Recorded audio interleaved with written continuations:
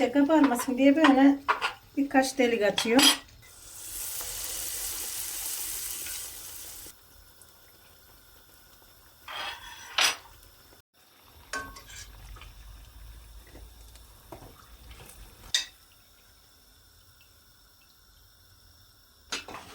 Hoş geldiniz. Bugün mübarek gün Kandil. Kandiliniz mübarek olsun.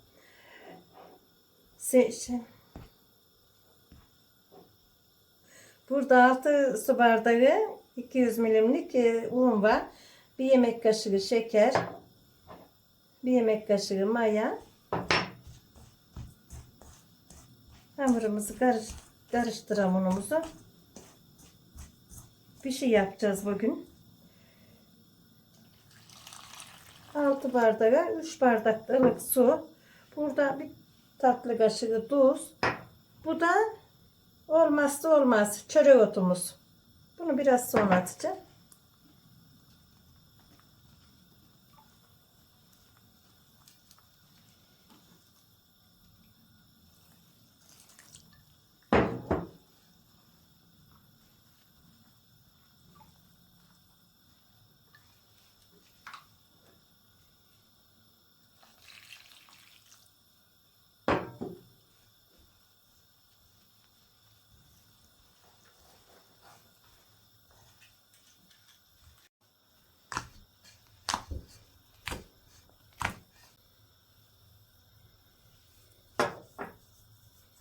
Çörek otumuzu da ediyoruz. Pişimizin içinde çok güzel olur. Güzel güzel burcu burcu kokar.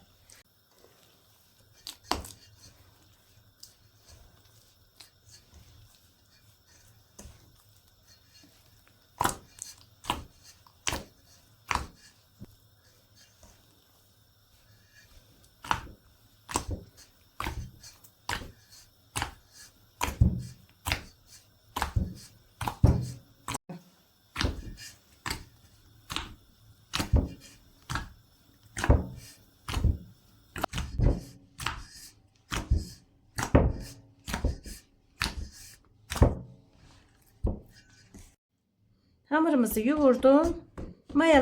Mayalanınca görüşürüz. Hamurumuz mayalandı. Şöyle alalım. Unumuzu saçalım.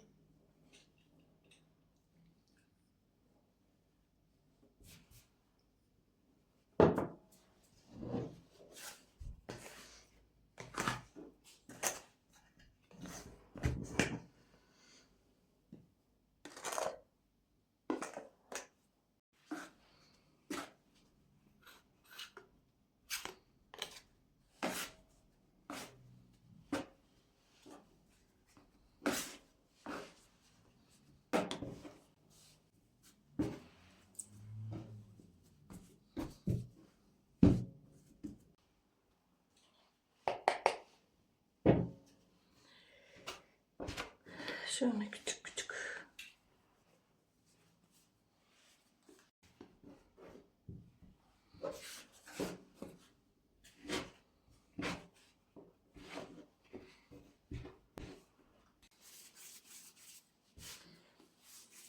Hamurumuzu böyle yumaklıyoruz.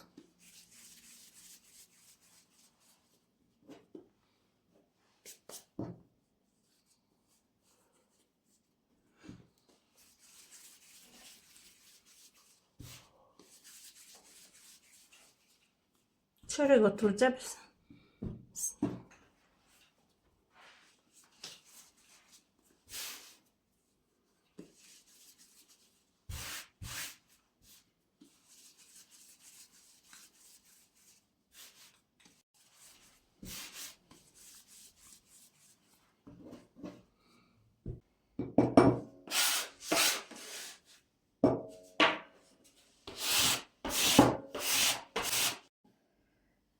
Yumaklarımız biraz kabarıversin yapmaya başlayacağız. 10 dakika falan. Fazla diye. Pişilerimizi böyle parmaklarımla açıyorum. Yağımızın altını yaktık.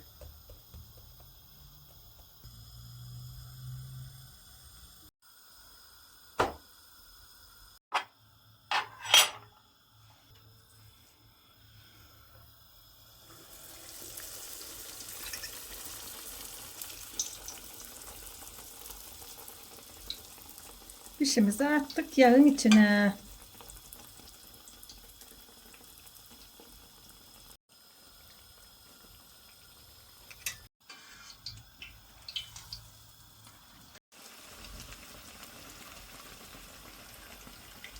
Kendi dönüyor.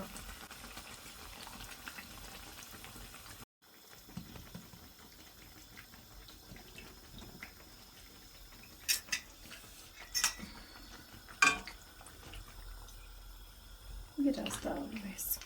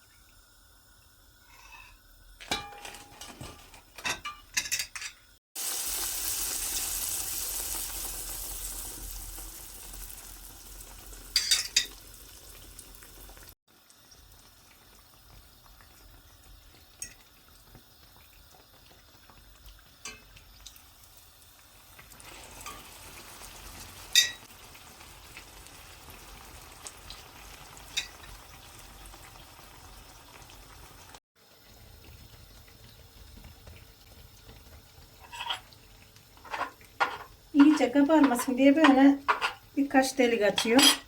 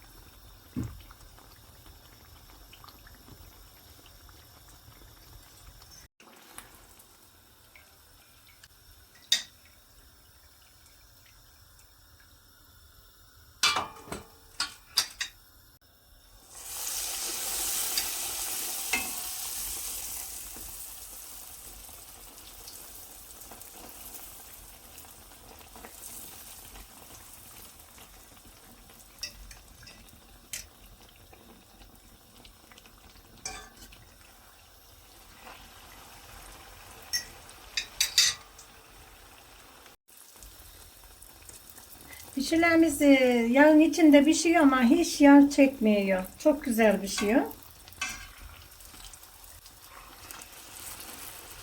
Yemesi çok güzel oluyor. Videomu beğenip paylaşırsanız çok sevinirim. Abone olmadıysanız lütfen canlarım abone olun. O güzel yorumlarınız için çok çok teşekkür ederim.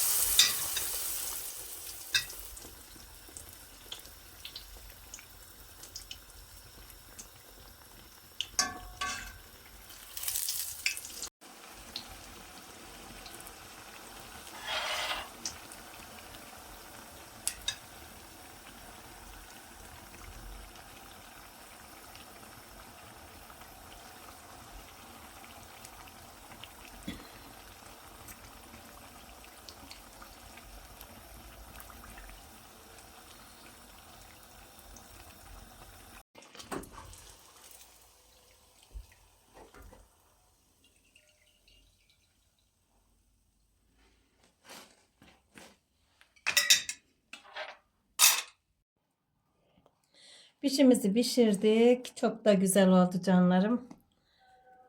Mis gibi.